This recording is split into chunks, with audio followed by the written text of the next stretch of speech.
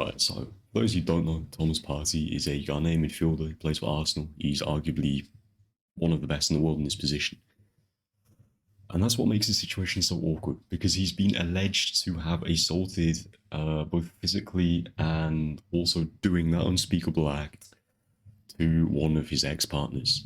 Um, Now, why is this so problematic? See, since the start of the season, Partey's only made a handful of appearances for Arsenal, and a lot of people are believing it's because of this. Um, he has been given extended bail 3 times of this case, and the only reason that the UK police can't technically get involved is because it wasn't committed in the UK. The actual facts of this case are alleged. He has been accused by multiple people of doing such a thing. Now, before we get into more details, I do just want to put a disclaimer out there, a trigger warning, just because it is quite a serious topic. And I can completely understand if you don't want to watch this. No hard feelings, it's absolutely fine. Now, Partey is a very well-known footballer.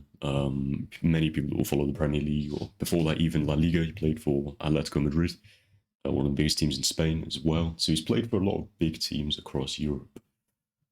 And that's what makes this kind of unnerving because it has happened before where players have been accused of doing this unspeakable act and they've been falsely accused. But also, on the other hand, you've got a lot of people in positions of power, especially men, that will abuse that power and use it to get things they want. In this case, his unconsenting partner to have sex with him, basically. I don't want to use that word because it'll probably trigger something in some people. And I really, we're not going to use that word. Thus, we've got this problem because he hasn't been convicted and he is still playing for Arsenal. He's still on the books. He's believed to be training, although I haven't seen many training pictures of him this year. And he has also been replaced in the Arsenal squad by a few players. Jorginho was signed in January last year, and in the summer this year, obviously, the marquee signing of Declan Rice, who plays in his position. I know you can argue, tactically he couldn't, but for all intents and purposes, he has replaced him in the squad. And I'm not sure if that was a move by Arsenal to kind of say, all right, we're going to give this guy distance. We don't want to play him just in case these alleged incidences are true.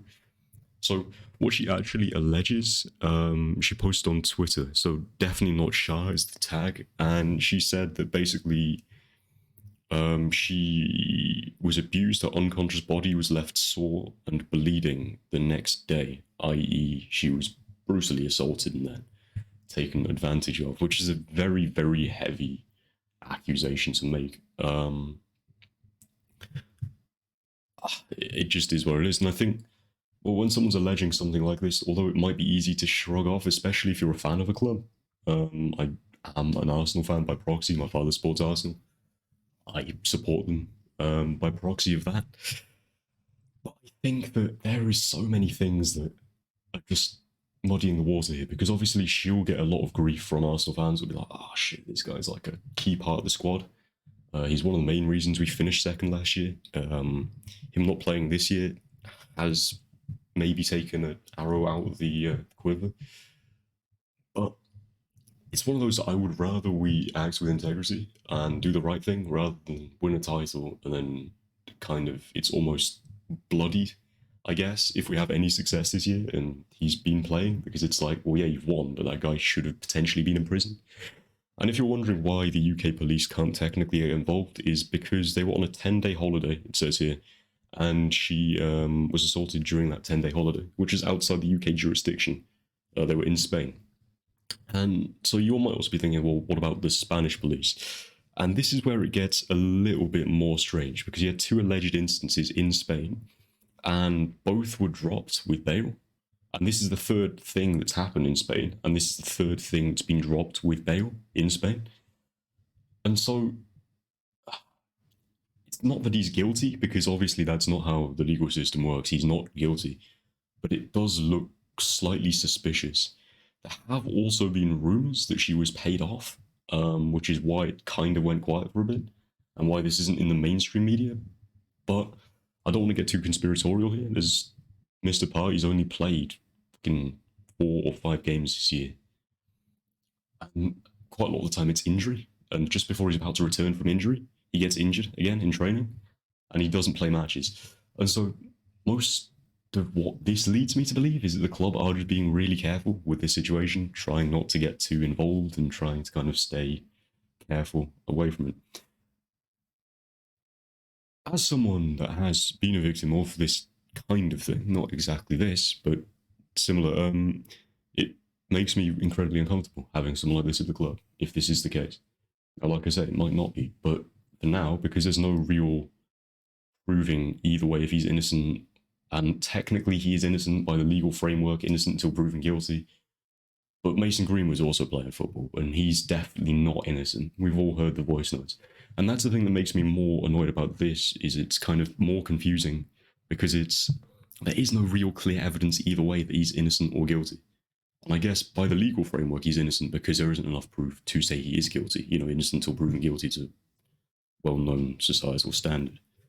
But even so, if he's playing and there's a potential for that, I don't want to see someone like that playing. Someone like that shouldn't be playing. Someone like that shouldn't be free to roam the streets if they're doing that, in my opinion. It's a difficult one, and I feel uneasy kind of now, knowing this, seeing him on the pitch, if he does play, or if he's, kind of rumoured to coming back and stuff, because he's always rumoured to be coming back. It's just one of those things. I don't know, man. I think from an integrity point of view, I'd rather the club just take a step back, say this is going on, because the club will have more of the finer details. Listen, most of the details of this are not public information. She explains here like how it's ruined her life basically because her family are Arsenal fans. Her dad's like still to this day is like very massively an Arsenal fan. And listen, like I'm not gonna act like that would make me hate the club because it's an individual, not the club, that have done that action. But if he's continued and the club knows something that we don't, and he's continuing playing and stuff, I don't know how I'm gonna feel about that honestly, because then it is the organisation that's at fault. They're protecting someone that shouldn't be being protected, a bit like Jimmy Savile with the BBC. They're protecting someone that shouldn't be protected, and I'd feel quite frustrated by that, by a lack of integrity. So I think if they are doing what I think they're doing right now, that's good. I'm happy about that. I just hope he doesn't return before there's any like final kind of clear ruling. She says that she has to do with night terrors, daily panic attacks, and flashbacks, and the constant reminder that she's innocent. That he's seen as innocent. He's like able just to walk the streets, and that is something that's quite traumatizing about like this situation. Is that it's almost like there is no justice to the situation at all. That it's almost like people can get away with anything if they're in the right position, if they're rich enough, or if they're just kind of the fact that they're still out there is a fun thing to think about sometimes for people. Well, I guess quite a lot of people seeing him on the pitch will be as a trigger, as a reminder that like, oh, this thing's also happened to me. And I don't know, that will make a lot of people feel uneasy. It's the same kind of thing that quite a lot of people are saying with Mason Greenwood.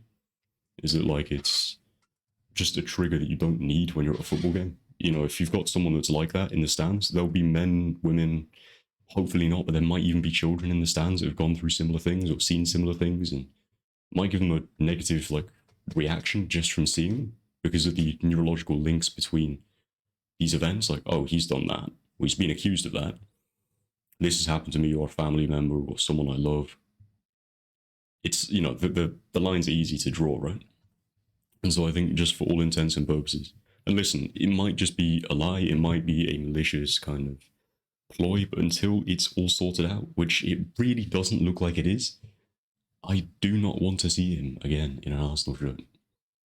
And it's frustrating because he's a very good player, but that should not cloud your judgment on what is morally right. Is this guy, is a very good passer of the ball, a good defender, good interceptor, a quality player that's, we'd rather have than not, but I don't know.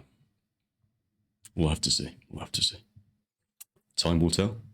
And listen, ideally, I don't know. I don't know ideally if he's innocent. If not, I really could not tell you. I don't really have an opinion right now. But God, it's a mess. But it's best if our number 5 does not play for the foreseeable future until they work it out.